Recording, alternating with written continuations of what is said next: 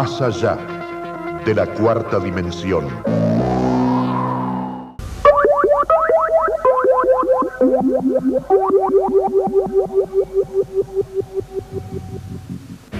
En este siglo tan tecnificado, en este siglo de la gran revolución tecnológica, de repente hablar del tema del exorcismo parece cosa de locos o de personas antiguas, pero nada tan fuera de la realidad, porque hace muy poquito yo presencié un exorcismo hecho por un cura católico. Parece imposible, pero es cierto realmente. El exorcismo existe en distintas formas, porque hay un exorcismo natural que se dice, o el exorcismo simple, que parte un poco también de con exorcizar a través, con el agua, producir, como producen en todas las religiones, el bautismo del hombre para pasarlo a la idea religiosa que quiera profesar, el bautismo en general para todas las religiones. Después existe otro exorcismo también de carácter bastante regular, el exorcismo común, digamos, cuando se exorciza una casa, porque hay espíritus maléficos o hay conocimiento de esas casas embrujadas, como se dice, que a veces se produce a través de una neurosis personal o neurosis colectiva que tengan los habitantes de la casa. El exorcismo lo practicó el propio Jesús, lo practicó San Pablo, y en la Biblia hay referencias muchas con respecto a la posición de Satanás, de Lucifer, aquel hombre que se metió, Lucifer, que se metió prácticamente en las huestes de lo blanco y creó lo negro, aunque para muchos también Lucifer quiere decir luz, quien tendrá la razón.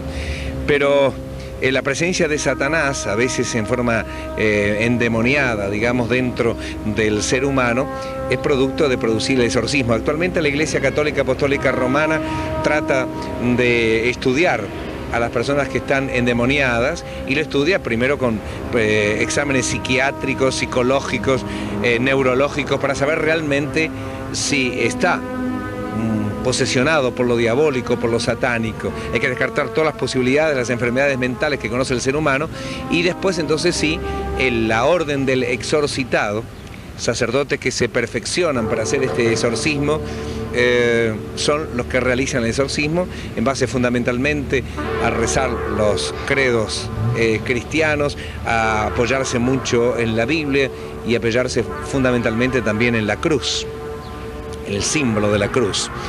Para los parapsicólogos, en el cual yo me encuentro, son estados modificados de conciencia. Muchas veces se dicen estados alterados de conciencia, y lo estudiamos en el mundo de la parapsicología como una modificación de conciencia que de repente se puede alterar a través de la supuesta posesión de pensamientos enormemente negativos que llevan a pensar en la posesión demoníaca y diabólica.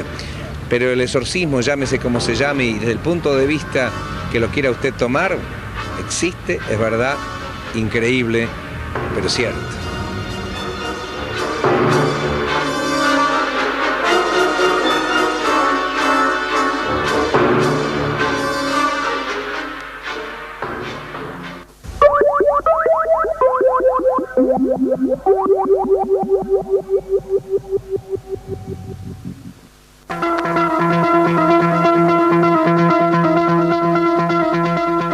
Más allá de la cuarta dimensión.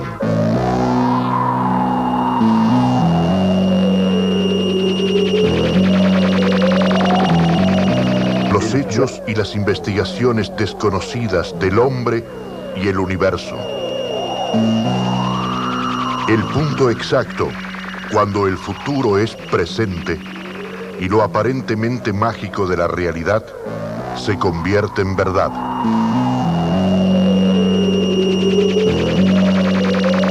El encuentro de usted con Fabio Serpa y su profesional equipo de especialistas, que junto a la coordinación documental de la revista mensual Cuarta Dimensión, estudian, analizan y documentan para usted.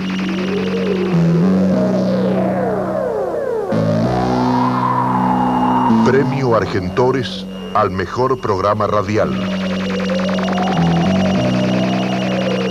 Existe un desafío permanente ante lo insólito. algún misterio escapa a nuestro conocimiento actual. Entonces, investiguemos.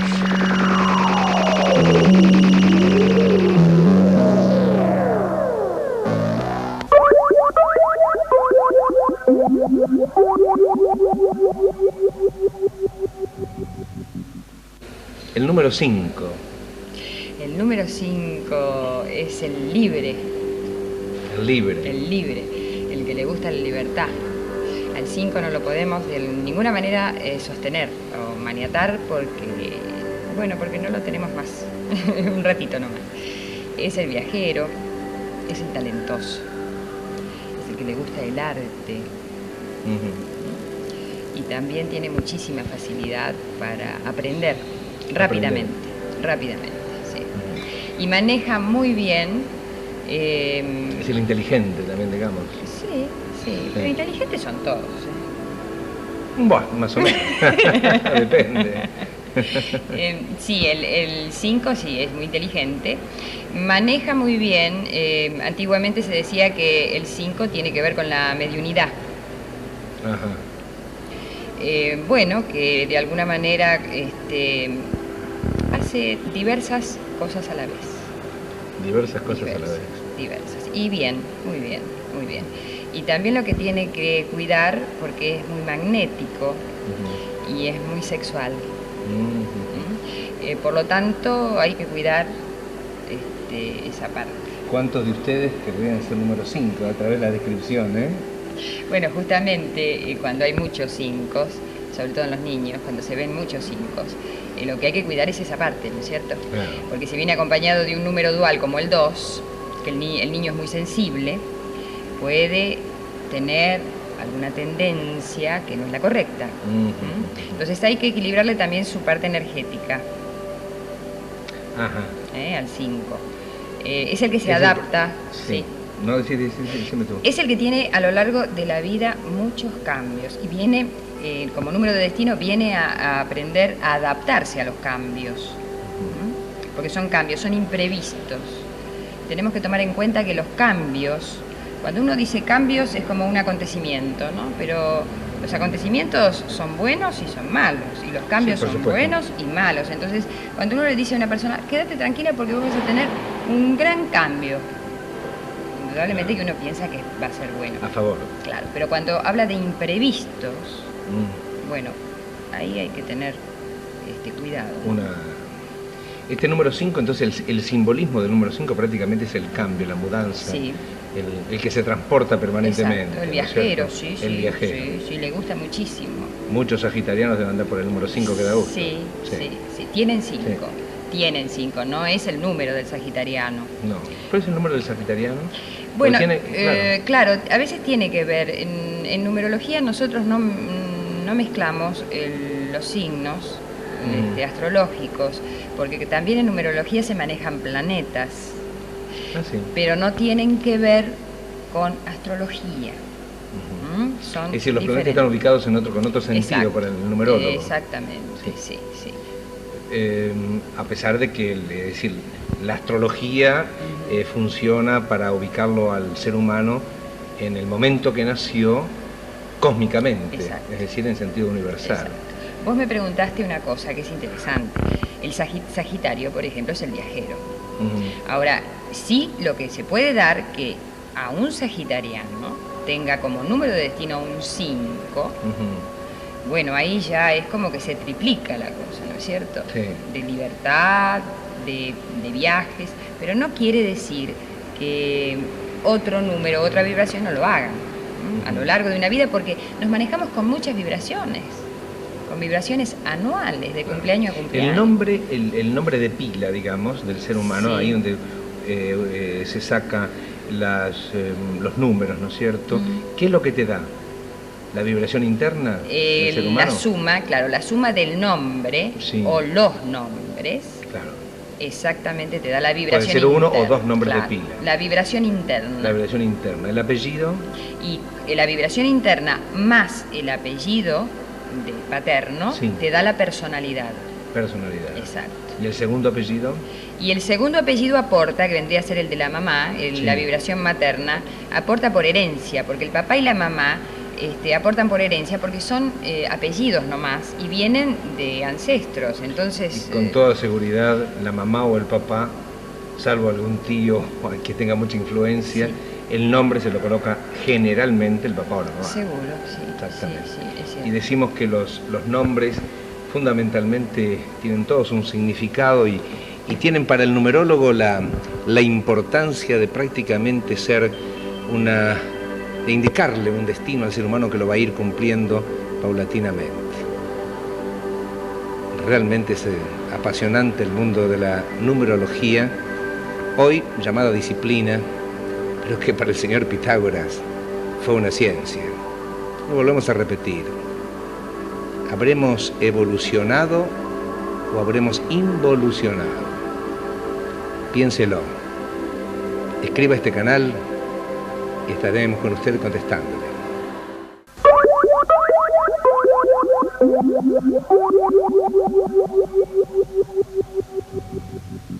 Las hadas, los gnomos, los duendes, los silfos, los elfos. Que hay el doctor Francisco Villanueva, este médico psicoterapeuta, que nos sumerge en un mundo tan especial. Y de pronto yo las mencioné a las hadas, y vos decís que las hadas no son elementales, porque los gnomos, los elfos, los silfos, Claro, todo eso, esos sí son elementales. Son elementales porque son los que animan, como te contaba la vez pasada, animan a los 4 elementos de la naturaleza. Por eso se llaman elementales, porque son los espíritus que animan los 4 elementos. Las hadas pertenecerían ya a, podemos hablar, a ciertos contenidos inconscientes colectivos, ¿no? Y ahí aparece la maravillosa figura de Carl Gustav Y Jung. ahí aparecería así los estudios junguianos. Que de todas maneras te voy a decir que toda esta historia de los duendes y de todos estos seres elementales también son contenidos, se podrían interpretar desde lo psicológico como proyecciones de contenidos de ese inconsciente colectivo de los hombres, ¿no? Desde el momento que habitan dentro de los folclores de las razas, de la creación del mundo prácticamente, se podría entender que son proyecciones hacia afuera de contenidos psíquicos profundos colectivos. Vos sabés que también habíamos hecho referencia de que prácticamente la dominación de gnomos, de elfos, de silfos, de duendes, viene un poco de la Edad Media, pero yo me acuerdo un libro de Tutmosis III en Egipto que habla de estos seres elementales, como si hubiera... Se habla. Lo que pasa es que yo te quise decir que el nombre de duendes, de silfos, de ondinas, viene de la Edad Media. Es así como se los denominó en esa época y nombres que se siguieron utilizando hasta hoy, ¿no? Hasta este momento. Han recibido cientos de nombres. Por ejemplo, las salamandras antiguamente eran llamadas vulcanos, que tenía que ver con el dios Vulcano que trabajaba el fuego y era el herrero, ¿no?, del fuego. Y ubicamos otra vez, es decir, las salamandras están pegadas al elemento fuego. Los que animan el fuego, sí.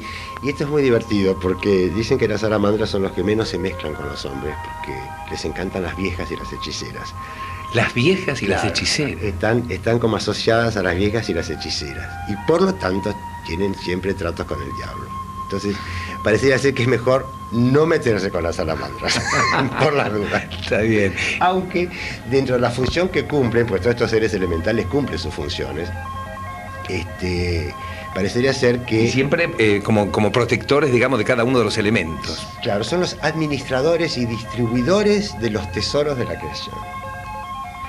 Los duendes, si vos te llevas bien con un duende, te va a dar mucho dinero. Porque son los que, como viven en la tierra, son los que trabajan en las minas de plata, en las minas de oro, en las minas de hierro. Tienen toda la riqueza. Si vos te portas bien, haces buenos tratos con ellos y cumplís con tu palabra en el trato hacia ellos te van a dar dinero. Pero con la salvedad de que no es todo Los duendes es igual que los gnomos. Los gnomos, es lo mismo. Exactamente. Los gnomos. Son dos denominaciones de una misma, Exacto. de un mismo Claro, elemental. Claro, te van a dar dinero, pero con la condición de que no te lo guardes todo para vos, de que lo distribuyas. Qué bueno. Me quedo mucho O sea, con los gnomos. Son, claro, distribuidores de riqueza. Las ondinas. Las eran ondinas, las protectoras del mar. claro, y de las riquezas acuáticas. Son custodios de las riquezas acuáticas. Los silfos del aire. Es decir, así como con las ondinas, vos podés engendrar hijos humanos, vos con los silfos podés viajar. Y eso me hace acordar mucho a toda la historia de los ovnis, ¿no? Claro, Y, a ver. Porque son silfos, de alguna manera, desde la concepción elemental, porque están en el aire. Claro. Y parecería ser que la densidad corporal de estos seres es inversamente proporcional al medio en el cual viven. Por ejemplo, la Tierra, que es el medio más denso, los gnomos son mucho más sutiles, porque tienen que atravesar medios densos. Entonces, cuanto más sutiles sean, más pueden atravesar los medios. Ah, perfecto. ¿No es cierto? Los que vivimos en el aire, los hombres, por ejemplo, Sí. Somos mucho más densos que nuestro medio para podernos desplazar. Ajá, claro, eso para mover el aire, Claro, digamos, para exactamente. ¿No? Y entonces los silfos ahí andan perfecto. Claro, son bien densos y están descritos como, por ejemplo, que las ondinas y los ondinos son los más parecidos en la forma a los humanos. Los silfos están descritos como más fuertes y más robustos. Las salamandras como muy sutiles y muy gráciles. Y los Un poco como gnomos, el fuego, ¿no es cierto? claro, Escapistas un poco claro, del fuego. Claro. Y los gnomos como pequeños y inasibles, impalpables. Podés verlos pero no podés tocar. Podés verlos, pero no los podés palpar. Y vos decís que cada uno de estas categorías, de los que estos protectores, estos administradores, estos regidores del mundo naturaleza, es decir, tiene un concepto filosófico un poco distinto al ser humano, que es el depredador de la naturaleza, ¿no es cierto? Ellos Claro, tratan... estos son los custodios de la naturaleza, es decir, son los administradores, los distribuidores de esos bienes. Porque hay todo un concepto ahí en el orden de lo ético, ¿no? ¿Cuál es el tamaño, por ejemplo, de los gnomos, de los duendes? Los gnomos son más pequeños que los seres humanos. Los más parecidos en tamaño, en forma, en gestualidad son los acuáticos. Ahora, fíjate que estos seres, para hablar de otra cosa, suelen tener hijos monstruosos. Ah, sí. Sí. Los hijos monstruosos son degeneraciones de la raza elemental. Las ondinas, cuando tienen hijos monstruosos, son las sirenas. Fíjate. Son las Son sirenas. los monstruos de las ondinas. Claro. Pero es tan lindo el personaje mítico de la sirena. Pero es un monstruo para una ondina, porque fíjate vos, tener un ser mitad pescado y mitad mujer, Y las o ondinas mitad son... pájaro, mitad mujer, como Sí. cuenta Odiseo, Ajá, Homero. claro. Este, Y las ondinas son totalmente mujercitas, digamos. sí, ¿Eh? sí. Tienen sus dos piernitas, Sí. su torso. Son mujeres. Sí. ¿Qué tamaño tienen las Normal, ondinas? humano. Ajá. 1,60 ¿1,60 m, 1,70 m, Sí, 1,80 sí, m? sí. Los gnomos y los duendes más bajos. Son más pequeños. Los 80 hijos centímetros, son más un metro. grandes. Sí. Y fíjate vos que tiene que ver esto porque también los hijos monstruosos de los silfos, o los monstruos de los silfos, son los gigantes. Los gigantes, ajá, porque están desproporcionados. Claro, porque tiene que ver también con que los silfos son más grandes que los seres humanos, más fuertes y más robustos. ¿Y las salamandras? Las salamandras tienen unos hijos que se llaman manes. Manes, los manes. Manes, son los manes. Y los enanos son los hijos monstruosos de los gnomos. Cumplen funciones también. Ajá. Son los que anuncian, por ejemplo, las desgracias o las guerras o las tragedias. Parece ser que los gigantes son los que anuncian las devastaciones de los pueblos.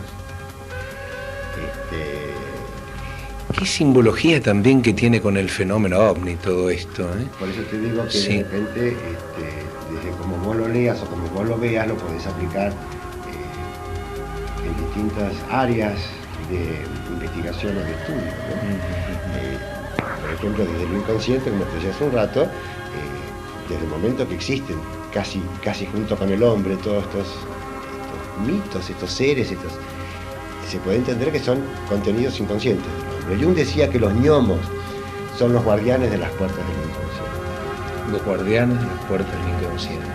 ¿Son reales estos seres? Mirá, me preguntas a mí, yo no vi ninguno. Pero tampoco dicen, que también dicen que son muy difíciles de ver. Hay que tener una preparación para verlo. O una gran inocencia. Una gran inocencia. Usted, señor, tendrá una gran inocencia para ver este mundo fabuloso de los elementales. ¿Se encontró con un gnomo? Si se encuentra con un gnomo, a lo mejor haga pss, pss, pss, que es un llamado clásico para que un gnomo se encuentre con usted.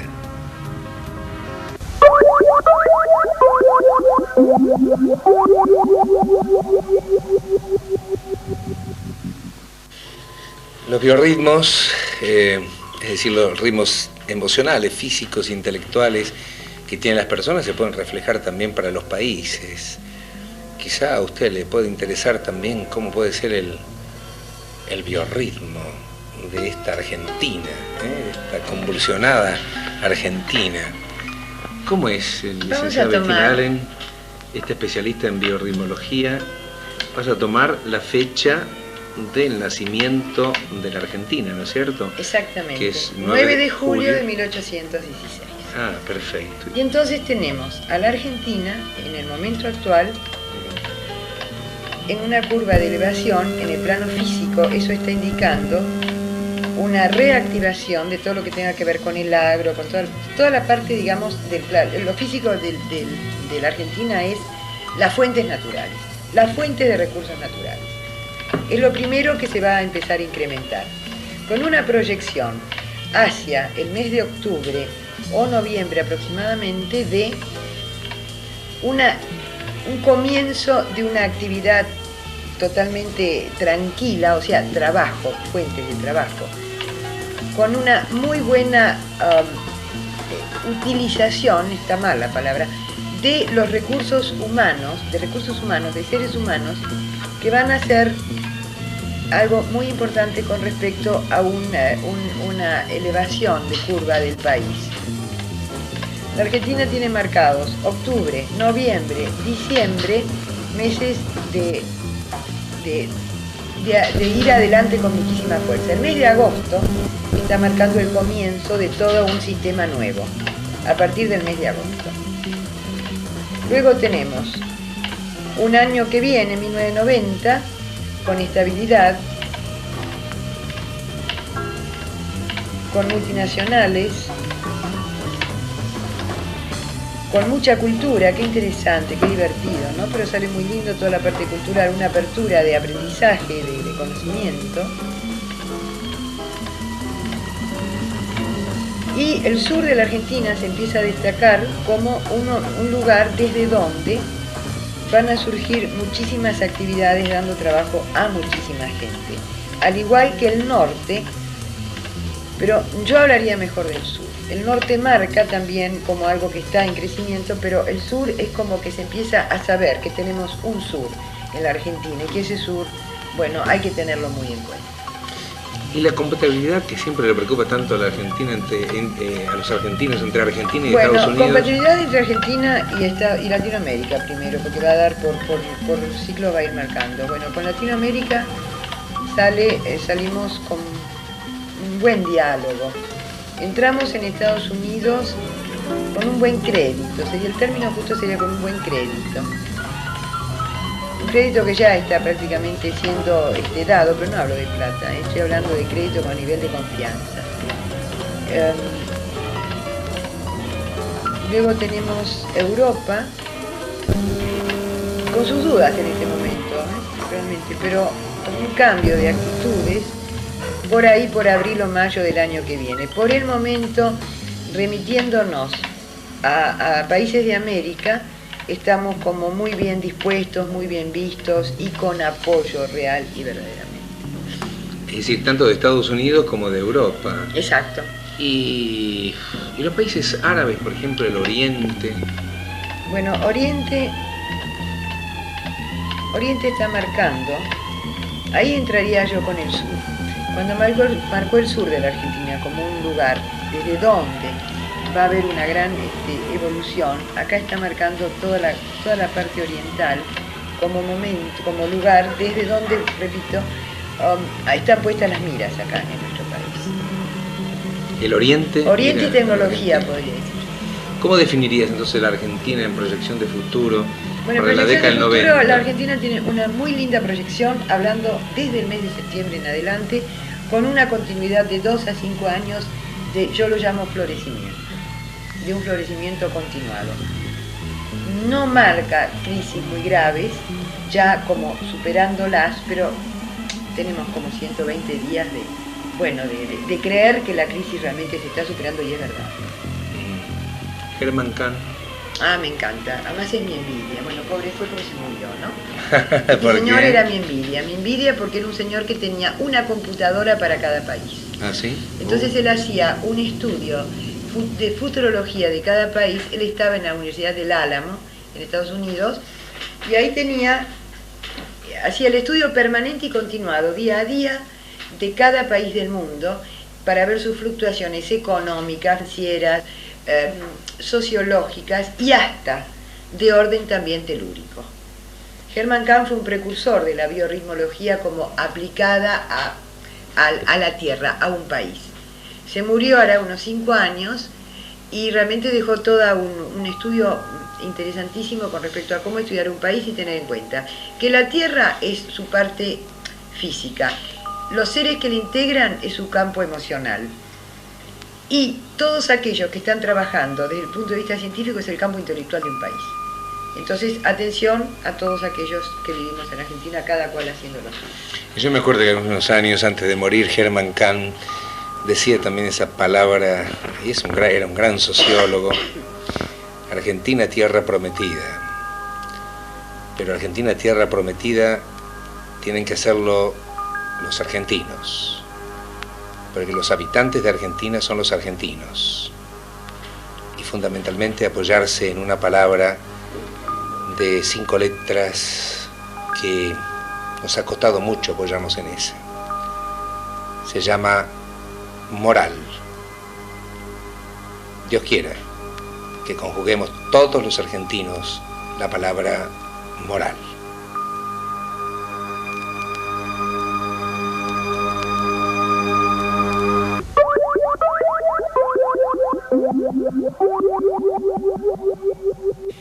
La esfinge de un señor, un dios para los mayas, hecha por allá en el departamento de Hidalgo, en México, que representa a una de las deidades, la civilización maya. La única civilización que conocemos en el pasado que nunca fue violenta y nunca fue agresiva, nunca hubo ninguna guerra. ¿Qué ejemplo para este hombre contemporáneo permanentemente en violencia y en agresión al semejante? Nos vemos dentro de una semana en este mismo canal. Finaliza un tiempo de Más allá de la cuarta dimensión.